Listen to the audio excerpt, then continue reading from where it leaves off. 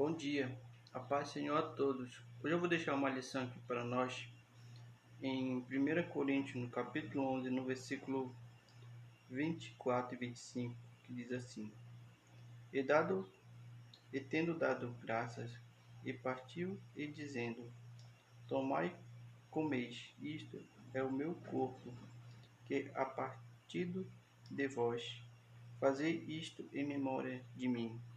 Semelhantemente, também, depois de cear, tomou o cálice, dizendo: Este cálice é o novo testemunho do meu sangue. Fazei isto todas as vezes que bebeis em memória de mim.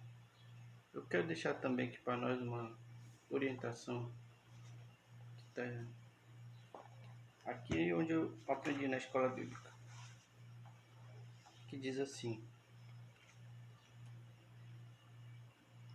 olhar para trás, a ceia do Senhor apontava para a centralidade da morte de Cristo. O pão simboliza o corpo de Cristo, que é a partir de vós, e o suco de uva simboliza o sangue vertido na cruz. A base para a absolvição de todo pecado no julgamento divino é a morte de Cristo. Por isso, a orientação de Jesus para celebrar a ceia do Senhor em memória da sua morte. A morte de Jesus, os seus efeitos não pode ser esquecido pelo cristão. Quanto mais for celebrado, mais gratidão o crente vai demonstrar. Graças à celebração da ceia do Senhor, os crentes estão periodicamente lembrando a morte do Senhor, porém, nem sempre com devido respeito e reverência. Celebrar a ceia do Senhor é testemunha à morte, a ressurreição de Jesus, enquanto se aguarda o arrebatamento da igreja. Todavia, Paulo afirma que alguns irmãos coríntios estavam praticando da ceia para sua própria condenação. A atitude dos crentes de Corinto durante a celebração eram indignas por não discernir o corpo do Senhor, um reflexo da vida prática deles. Por isso, Paulo recomenda que, ao participar da celebração da Santa Ceia, cada um examine a si mesmo para não ser condenado com o mundo. O autoexamine, todavia, ser feito como igreja e individualmente. Paulo destaca que, todavia, se revestida as atitudes contraditórias que estavam ocorrendo na própria ceia do Senhor, que refletia o dia a dia deles para uma correção. No rumo à ceia do Senhor apontava para a cruz de Cristo. Nela, a participante deve se ver crucificado com Cristo. Caso contrário, deve rever suas atitudes para não ser condenado com o mundo. O texto do capítulo 13, na primeira carta dos Coríntios, traz uma das mais belos poemas de todos os tempos, também reconhecido como um hino do amor. Na carta, ele deve ser interpretado à luz do seu contexto, ou seja, os constantes refletos e individuações da igreja em Corinto. A vida na igreja, para que seja feliz, examine a prática do amor. Sem o amor, a igreja deixa de ser um local seguro e acolhedor. O poema do amor deixa claro que ele se manifestará nas coisas mais simples do cotidiano. Paulo mostra que a falta de amor é a principal causa de divisão na igreja.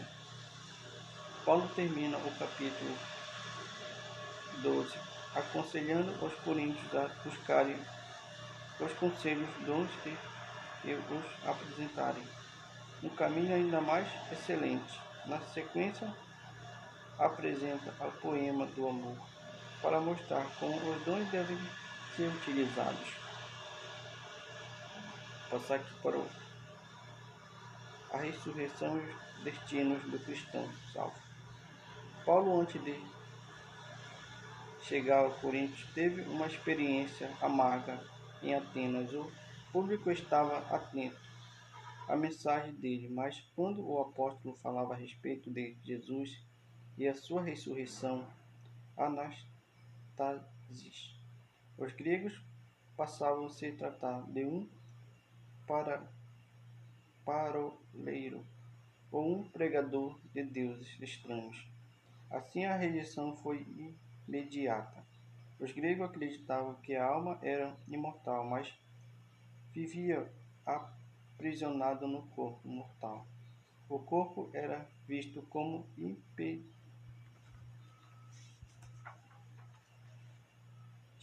para a alma se realizar plenamente.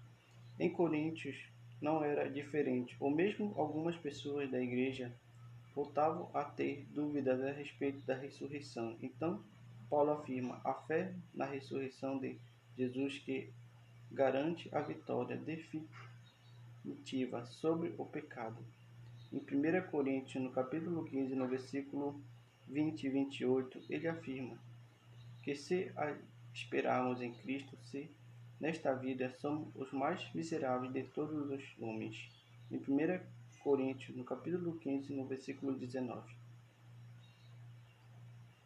Para falar a respeito da ressurreição dos salvos e a transformação espiritual do corpo, Paulo usava a imagem de grãos de trigo que deve morrer para gerar vida. Em 1 Coríntios, no capítulo 15, no versículo 35 e 38, Paulo ensina que o corpo e o sangue não podem herdar o reino de Deus. Semeia-se o corpo em corrupção, ressuscitará em incorrupção. Semeia-se em ignomínia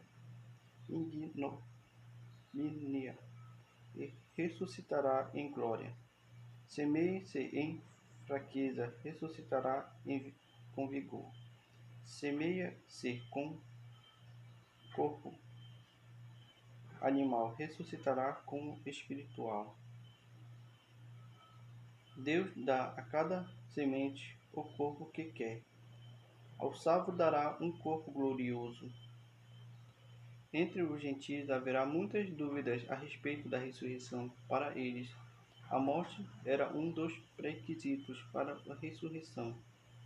Uma das suas preocupações era que Jesus voltar em estado vivo, não teres seus corpos transformados. Paulo os tranquiliza ao afirmar que no arrebatamento nem todos dormiremos, mas todos seremos transformados num abrir e fechar dos olhos. Os mortos ressuscitarão incorruptíveis e nós seremos transformados. Em 1 Coríntios, capítulo 15, no versículo 51 e 52.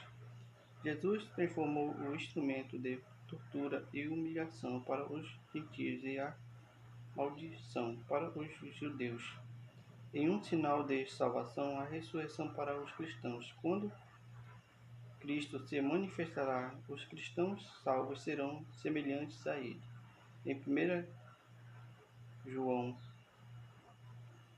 no capítulo 3, no versículo 2, revestido de incorruptibilidade e de imortalidade.